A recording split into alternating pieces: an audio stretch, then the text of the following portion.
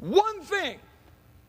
I want my Republican colleagues to give me one thing, one, that I can go campaign on and say we did. One.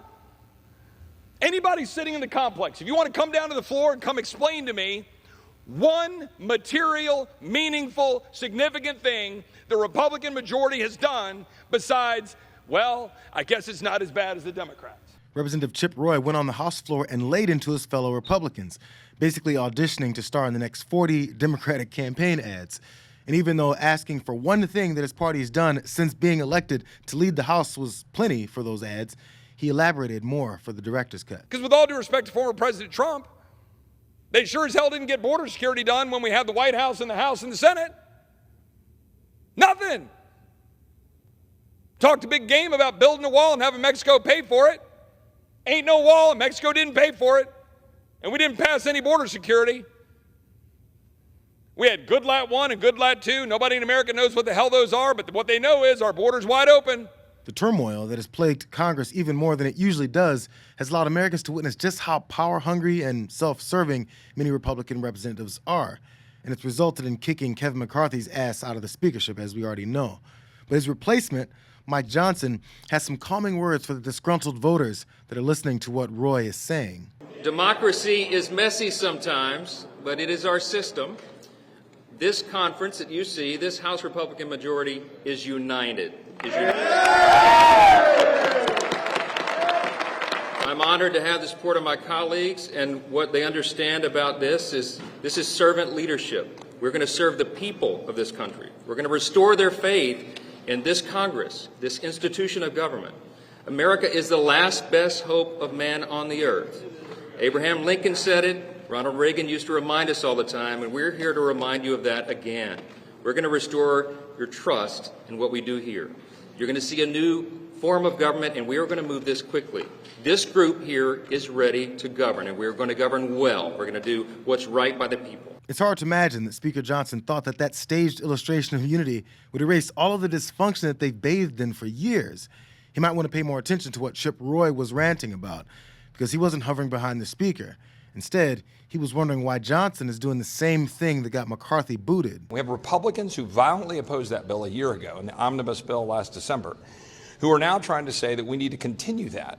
Again, that's precisely what was put down on Saturday, October 1st, that then resulted in the motion to vacate against Kevin that following Tuesday. And here we are, we're doing the same thing. Now, before anyone thinks that Representative Roy has seen the errors in the Republicans' approach to governing and wants to start doing something meaningful, understand that he's actually upset about the decision to fund the government.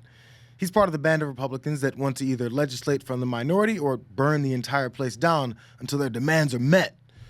They went on to take a procedural vote to advance an appropriations bill, too, highlighting the problems that they're having with simply funding the government to this day, which led them to taking the rest of the week off and next week for Thanksgiving. At least there won't be any fistfights in hallways and committee hearings, because even Fox News pundits are complaining about that. But they're a bunch of wusses. I mean, this is very easy. It's very easy to resolve this thing. And you know what? This guy, if you're going to run your mouth, let's do it outside. You know, we don't want to hear that. It's like the downfall of the United States. I mean, everything is falling down, even in Congress. You know, I thought we really reached a sophisticated step when we said that Fetterman had to wear a suit or at least look, you know, like he was respecting the office of Senate. And now they're down to fisticuffs. They're ridiculous. And men are just maybe too much testosterone. Maybe careful, not Judge. Enough. It's not. Don't you dare speak in generalities about my gender. All right, I will. Too much testosterone. There's 4 of them. We just proved it. If voters are paying attention to the fact that the GOP is the main driver behind the incompetence in the House, they might find that their slight majority is gone. But Democratic Representative Jim McGovern, he thinks that just might be what they want. House Republicans are a minority party that is masquerading as a majority party. And I say that because I think my friends on the other side don't want to actually be in charge anymore. It is easier to be in the minority when you're a Republican. They think all you have to do is vote no on everything. It's harder to be in the majority. And it's especially hard because the Republican Party no longer represents a coherent political ideology that seeks to solve problems or govern. They just want to scream and yell about how this place is broken when they're the ones who broke it. They want to use crisis and scandal to mask their own selfishness and sedition and to cover up their own incompetence and ineffectiveness. But the American people see through it. They know this Republican majority is a disaster, a national embarrassment. They have normalized dysfunction.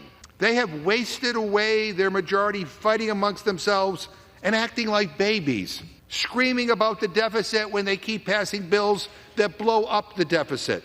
Democrats ran this place like professionals, and Republicans are running it into the ground.